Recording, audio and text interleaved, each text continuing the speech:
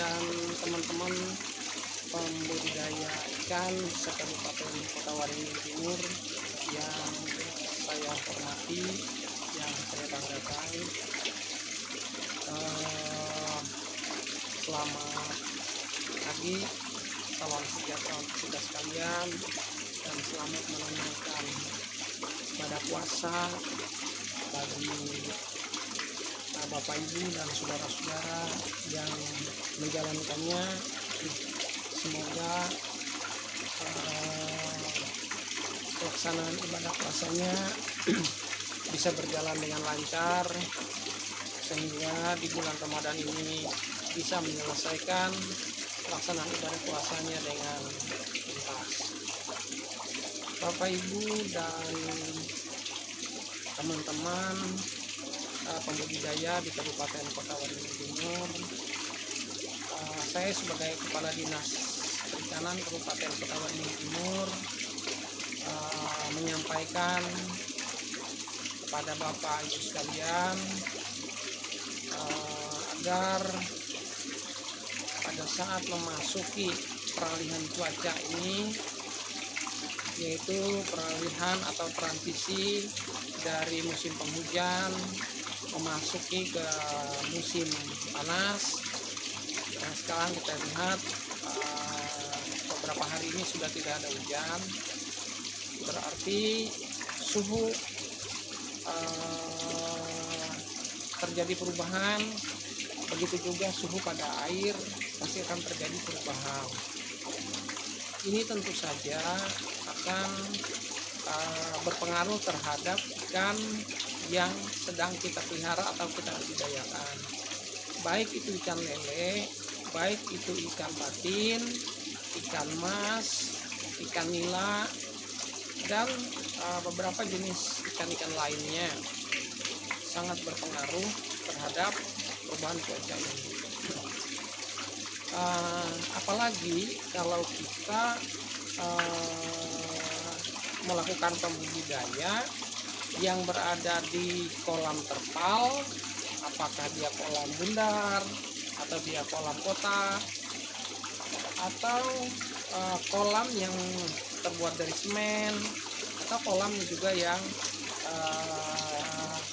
kita gali dari tanah. Dalam jumlah tabur yang normal, kita cukup waspada untuk mengontrol, tetapi kita lebih ekstra hati-hati untuk ikan-ikan kita yang taburnya adalah tabur padat pada kolam-kolam kita. Biasanya ini tabur padat ini kita lakukan dalam kolam-kolam yang kecil, yang tentu saja kita tidak melampaui dari ketentuan-ketentuan secara teoritis yang dianjurkan. Nah, misalnya saja dianjurkan untuk tabur benih itu diharapkan dianjurkan untuk pemeliharaan 1 meternya itu kisarannya antara 15 sampai dengan 25 ekor per meter kubik. Nah, tetapi karena biasanya kita dalam budidaya di sekitar kita itu rata-rata kolam kita kecil. Nah, seperti punya saya itu kolamnya itu hanya diameter 2. Nah, juga ada beberapa kolam yang lain juga tidak ada kolam yang besar. Rata-rata taburnya juga padat, bahkan melampaui juga dari yang semestinya. Nah, seperti punya saya ini diameternya 2 meter, itu saya tabur sebanyak 1000 benih ikan patin. Kemarin sore saya ngecek punya saya ini, saya lihat memang sudah ada yang tidak sehat. Jadi ada beberapa ekor yang sudah saya lihat di atasnya itu dia naik ke atas, naik ke permukaan, dan geraknya juga cukup lamban. Saya sudah tahu ini dia pasti sudah mengalami sakit. Dan kemarin saya tidak mengambil tindakan karena memang kemarin saya upayakan hanya ada menaburkan garam dapur, bukan garam dapur, garam curai ya, garam curai yang non yodium. Tetapi paginya saya lihat ada mati beberapa ekor. Nah, oleh sebab itu pada hari ini saya langsung mengambil tindakan. Jadi tindakan saya adalah kolam-kolam saya ini langsung saya kuras semua airnya, saya habiskan. Tetapi saya sangat hati-hati, kalau ini langsung saya kuras saya habiskan, tentu saja nanti langsung kita isi kembali ikannya, tentu saja akan pada stres. Nah, oleh sebab itu kebiasaan saya biasanya air baru saya masukkan, sekalian juga saya kuras, karena untuk mengurasnya itu lubang pembuangannya lebih besar daripada yang masuk. Otomatis nanti perlahan-lahan dia pasti akan terkuras habis. Tetapi masih sempat terjadi penyesuaian ikan yang ada di dalamnya dengan air yang masuk dengan nanti yang akan keluar. Jadi tidak langsung kaget seperti itu. Nah, ini sudah saya lakukan. Kemudian saya teliti, saya cek, ternyata benih ikan patin saya ini dia terserang bakteri Aeromonas hydrophila namanya. Bahasa Latin memang agak susah ini ya. Nah, dia terserang itu penyebab utamanya tadi karena perubahan suhu. Kemudian juga mungkin karena pada tabur ya. Layaknya ini sebetulnya kalau berdasarkan ketentuan kalau menggunakan sistem bioplok, jadi di taburnya dia 400 sampai 500, dia 250 sampai 250 ekor per meter kalau dia menggunakan sistem bioplok. Kalau sistem biasa tadi hanya 15 sampai 25 ekor ya. Ini karena menggunakan sistem bioplok dianjurkan 200 sampai 250 per meter. Ini 2 meter berarti antara 400 sampai dengan 500 saja. Tapi punya saya ditabur 1000. Nah, tetapi dengan menggunakan perhatian yang ekstra karena saya sambil menguji coba. Nah, saya tabur 1000, ini sudah berkisaran 10 hari ya. Jadi ada perubahan cuaca, jadi saya lihat dia mulai terserang bakteri. Nah, jadi ciri-cirinya ya,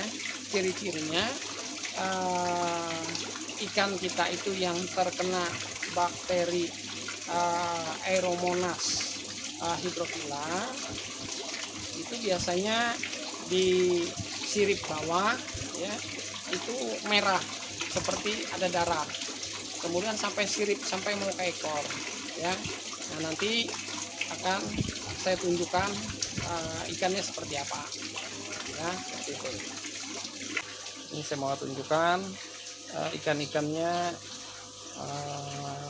masih sehat-sehat ya, sudah sehat-sehat, tapi itu masih ada beberapa ekor kelihatan sekali dia mengasingkan diri dari yang lain. Sebetulnya dia sakit. Ini sebentar lagi dia akan saya tangkap, kemudian saya taruh satu tempat yang ada ada obat-obatan, ramu-ramuan yang secara alami maupun yang dijual orang yang akan saya lakukan dalam satu tempat tersendiri. Nah, ini. Nah, jadi untuk lebih jelasnya ciri-cirinya tadi ya, ini bisa dilihat, ini bisa saya tunjukkan untuk ikan yang terserang oleh jamur Aeromonas hydrophila tadi. Nah, ini kelihatannya. Nah, ini kelihatan itu diserang semacam merah-merah semua itu. Jadi yang diserang ini jaringan tubuhnya yang mengalami pendarahan. Ini merah-merah sampai buntut juga. Ini yang sudah mati ya. Sudah mati tadi saya ambil untuk dijadikan sampel. Nah, jadi seperti itu. Jadi waspada kita pada musim-musim seperti ini. Oh iya Bapak Ibu dan teman-teman sekalian, kolam saya ini sudah saya kuras. Ikannya tadi udah kita lihat memang masih sudah segar-segar, walaupun ada beberapa ekor tadi yang masih teler. Dan kolam ini setelah dia saya bersihkan, saya kuras, nanti akan saya tabur dengan obat, ya, obat untuk membasmi jamur, bakteri, virus, parasit, ya. Nah, saya biasanya menggunakan Introflock ini, ya, Introflock yang 25 atau ada juga Introflock yang 12. Nah, ini yang cair, ya. Ini akan saya tabur, saya tutup ini nanti, ya. Ini saya tutup ini, saya tabur di sini, saya campur dengan air. Nah, ada juga sebetulnya yang menjual curai, ya. Jadi yang berupa serbuk, ya, berupa serbuk itu, nah seperti ini, ya. Jadi semuanya ini produk Foster, ya. Bisa saja dengan merek-merek lain terserah, tapi saya menggunakan ini, ya. Ini saya gunakan dalam 2 atau 3 hari, ya. Setelah dia nanti sehat, baru nanti airnya saya kuras lagi, kemudian baru saya olah lagi airnya, ya. Saya olah lagi airnya sehingga bisa muncul lagi vlog-vlog yang ada di dalam airnya. Jadi katakanlah menggunakan sistem biovlog tadi. Memang berkaitan dengan biovlog ini macam-macam versi, ya. Tetapi sebetulnya kalau saya tidak menggunakan M4, Bapak Ibu dan teman-teman sekalian. Jadi untuk bakteri pengurainya saya tidak menggunakan M4, tetapi saya menggunakan aqua enzim, ya. Jadi aqua enzim itu ini produk Foster juga.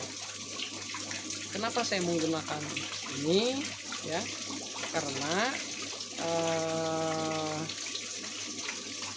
untuk bisa menciptakan biovlog itu, ya, kita memerlukan bakteri, ya, bakteri Bacillus subtilis, ya. Begitu juga ada Bacillus megatherium, ada juga Bacillus polymyxa, ya, dan Bacillus carrier, ya. Itu antara lain yang kita perlukan bakteri-bakterinya. Nah, sementara kalau yang di M4 itu bakteri pengurainya dia lactobacillus. Nah, lactobacillus dia tidak bisa menciptakan biovlog, tidak bisa menumbuhkan biovlog.